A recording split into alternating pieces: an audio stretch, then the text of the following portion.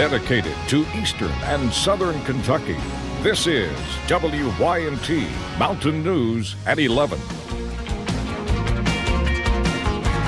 Good evening, I'm Connor James. State troopers in Pike County are searching for a thief. Over the weekend, 20 tires were stolen from Tim Short and Line X. The thieves left 5 vehicles sitting on chopped up telephone poles. Kentucky State Police are now searching for the suspects. WYMT's Emily Bennett talked to an employee at the dealership in our top story at 11. Employees thought it was a typical Monday morning until they saw this. People just don't drive down the road and pull out back and say, hey, let's go get the wheels and tires off 5 vehicles. You know, I mean, they've had to know what they're doing. 4 new trucks and an older Jeep Grand Cherokee were sitting on blocks, surrounded by other vehicles that were untouched. There's vehicles parked, right out in front of it. There's vehicles behind it. There was other vehicles out here. These weren't the only vehicles out here, so I don't know if it was someone that, somebody that needs these wheels and tires. Jason Weffenstedt, sales manager at Tim Short, says he believes this was planned, and police are checking security footage from weeks back. We're going back for 2 weeks, checking to see any, vehicles that might have pulled in here after hours, when the dealerships closed down, coming back and checking on stuff like that. He says a theft like this would take hours. There's no electricity back here, so they either had to have a generator or something if they're using, any kind of power tool or anything like that, or if they're old-fashioned, they got a 4-way lug nut, it's going to take even longer, to get it off there. And worth thousands of dollars. The wheels and the sensors and everything in it, we're looking around $7,000 just for that, plus probably another $1,000 for a set of tires to put on each truck on there, so you're probably over $10,000 just on the Toyotas, and that's not counting the Chevy 2500 and the Grand Cherokee that we got to replace the wheels and tires on. Weffenstedt is searching sale sites, hoping to find the tires. If you're in a community and you see stuff like this on there and you see a set of tires that somebody's selling for $200, it's probably the ones we're looking for. Saying it's just a matter of time before they are found. In Pike County, Emily Bennett, WYMT Mountain News. A cash reward is being offered to anyone who has information about the suspects or location of the tires. If you have any information, call Kentucky State Police Post 9 at 606-433-7711. Well, developing now, officials in Bell County say one officer is in the hospital after a serious crash. Brian O'Brien with WRIL sent us this video of the scene. You can see heavy damage to the cruiser as it's being towed off. Officials tell us it involves a Middlesboro police officer who somehow flipped his cruiser. Now, it's not clear if it happened during a chase. Somehow, we are told the officer did not suffer serious injuries. We are awaiting more details from the Middlesboro Police Department. We'll bring those to you as soon as we get them over on our website, WYMT.com. One man is dead and another is behind bars in Clay County. We first brought you this story at 11 last night. Clay County Sheriff Patrick Robinson tells us they believe a fight broke out at a home off US 421 in Big Creek around 8:30 Sunday night. Ricky Darrell Wagers shot Eddie Spurlock multiple times with a shotgun. The community who lives nearby is in disbelief. Went and seen the family of the victim. And they're really restless just because of the matter. Me and this guy was friends pretty much. We didn't hang out here recently, but used to hang out a whole lot. And it just hurts my heart that now that he's not with us no longer. Now, we have an interview request out for Wagers, who is in the Clay County Detention Center, but they have not returned our calls. Well, a Laurel County man was arrested on Friday after violating the burn ban while near several houses and businesses. 44-year-old Thomas Saylor was arrested for burning leaves, which started a fire off West Highway 80.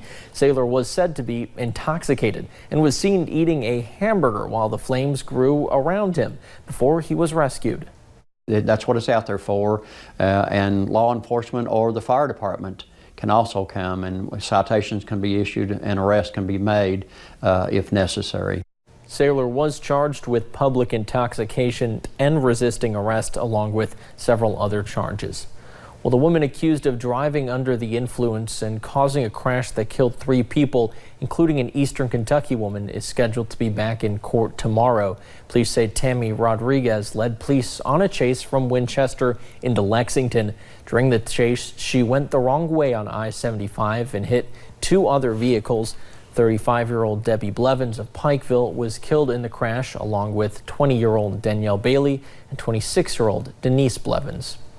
Well, the United Auto Workers strike against General Motors entered its second week today. The union is demanding that GM relocate its plants from Mexico to the U.S. GM produces far more cars in Mexico compared to other major manufacturers. Here in Kentucky, workers in Bowling Green began receiving their strike pay from the union. Workers receive $250 per week. Well, big changes are coming to the way the state grades schools and districts.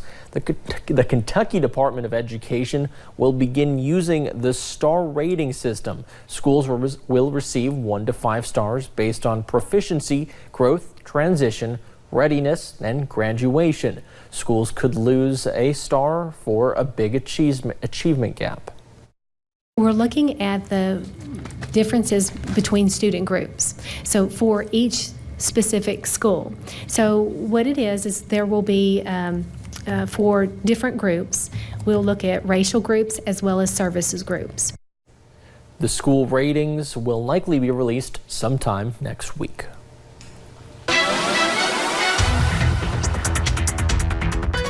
And we finally saw rain today, but it came quickly and it left just as quickly as it came as well. We'll go ahead and take you to a few of those cameras looking along Interstate 64 into Moorhead. They received a little bit of rain today, but they saw a little bit of that sunshine right before the sun started to set. And you see that here on satellite and radar. We still dealt with a few of those isolated rain chances, but the bulk of the showers are now out of our area as that cold front continues to push through. Now temperatures a little bit on the cooler side already. You're already seeing those upper 60s to lower 70s, some spots into the mid 60s if you're looking down into Williamsburg, Middlesboro, and even down into Harlan and Wise. But check out those dew points right now. They're on the muggy side, but you can see that cooler air in right behind her, really that drier air, because we're seeing those dew points in the lower 50s if you're looking back towards Moorhead and back towards Lexington as well. But as we head into the rest of these evening hours, overnight hours, visibility is going to be a big issue. Check it out down into parts of Harlan, Leslie, a little bit into Clay County as well, a little bit into Bell County. You can see almost zero visibility, and we're really seeing about 2.5 miles of visibility in Williamsburg, 6 in London. So this is definitely going to be an issue, especially in those low-lying valleys. So as we head into the rest of those overnight hours, mid to upper 50s with those partly cloudy skies, and that cooler trend continues at least into your Tuesday. But how long will it last? I'll have those details coming up in just a little bit. All right, thank you, Paige. Well, there are 400,000 children across this country who have medically complex conditions, meaning they have a lifelong or chronic illness that requires constant care. And according to Bluegrass Care Navigators in Kentucky, nearly 46 of all childhood deaths are related to these complex care conditions. A new program offered by that group is now hoping to be a lifeline for families of children and young adults living with a serious illness. Amber Philpott has this story new at 11. For this mother and son, time is precious. A simple trip outside is a big adventure. There is nothing Melissa Sams wouldn't do for her son. Oh, he's amazing. A blessing. He is a happy all the time. At 14 years old, Will has defied the odds in his short life, proving doctors wrong time and time again. When I had Will, he was born 7 pounds, 15 ounces, and every bit of that was his head. He has very little to no brain tissue, so he only has a brain stem, which means you're only able to breathe. With his rare condition, doctors said Will wouldn't live overnight. He did. They said he would be in a vegetative state. He isn't. Today, he knows people. He'll laugh out loud. He's sign language. He loves to go bye-bye. He'll laugh, he'll cry when he's not feeling good. The road hasn't been easy for this Frankfort mom and her family. Will has lived most of his life in and out of the hospital, but a new program is helping ease some of the strain of his condition. We come in the home setting to try to keep these kids out of the hospitals, out of the doctor's offices. We don't replace primary care. We work alongside them. Andrea Haggard is a nurse practitioner with Bluegrass Care Navigators, primarily known for end-of-life care and hospice, but now the Bright Path Pediatric Palliative Care Program is providing help in a much different way. It's living until you die. It's giving these kids back their childhood. Bright Path is new to Central Kentucky and helps caregivers like Sam's navigate the tricky medical world. And many times they're a lifeline to parents who have hit a wall. They have helped me move mountains that I haven't been able to move in 14 years. Bright Path can help in situations of pediatric illness to cancer and includes a wide range of services. Anticipatory guidance, which I feel is one of the biggest things we do about what's going to happen as my child progresses through this illness. And while removing obstacles for families is important, it's also about giving caregivers a break for just a moment. Just going in and treating them as an individual and having that connection, I think that's just as important, even if I do nothing medical. For Will, no one knows what the future will hold.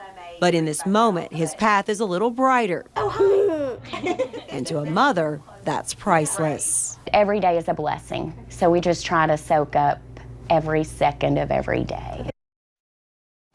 The Pediatric Palliative Care Program is covered by Medicaid and most private insurance. Well, students around Eastern Kentucky and across the nation are celebrating Gear Up Week. Gear Up is a federal grant program that gives younger students the skills they will need for higher education. Students at Jones Fork Elementary in Knott County are grateful that they're able to take part. Gear Up is like a program that helps me get through college, and I want to get financial aid and things like that so I can get through college and get maybe an aviation degree or anything like that. And Gear Up helps me to reach those goals. An academic interventionist pulls students out to work with them on their future goals daily. This mentor will follow the students through high school to make sure they are on the right track for college. Well, with help from Pikeville Medical Center, one program will help Pike County students in a big way. K-Tech is giving students in their freshman and sophomore years the ability to get their associate's degree in multiple health fields through a paid apprenticeship. Pike County Schools Superintendent Reed Atkins says the hands-on training students receive will help them determine if this is the career field they want to pursue.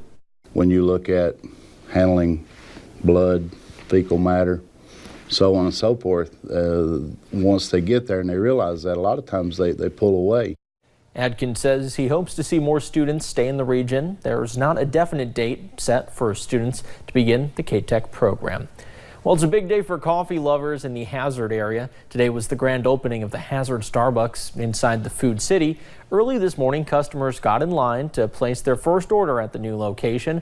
The store not only sells coffee, but also food items. Tyler Bailey, Starbucks supervisor, says the location of the Starbucks will help the store be a success. Our closest Starbucks is in London, and then the other way is our Food City location in Pikeville. So to be in the middle of that, I think it's going to be a big win for this community. This store is open Monday through Saturday from 6 a.m. until 9 p.m. and Sunday 8 a.m. until 9 p.m. Well, the puppy is back home with its family in Laurel County tonight thanks to the work of first responders. Check out this video. Now, see that drain those first responders are working on? Well, inside that drain, there's a puppy stuck. You can see one of the men climbed all the way into the drain to get the pup. Thanks to the work of first responders with the East Bernstadt Fire and Rescue, the little guy made it out and was able to be saved. That's awesome. This video was posted by the fire department. Well, coming up at 11, President Trump faces more pressure over his conversation with a foreign leader. We'll take you to the White House with his explanation about the controversial call. And those rain chances were nice today, but is there any more rain on the way? I'll have those details coming up.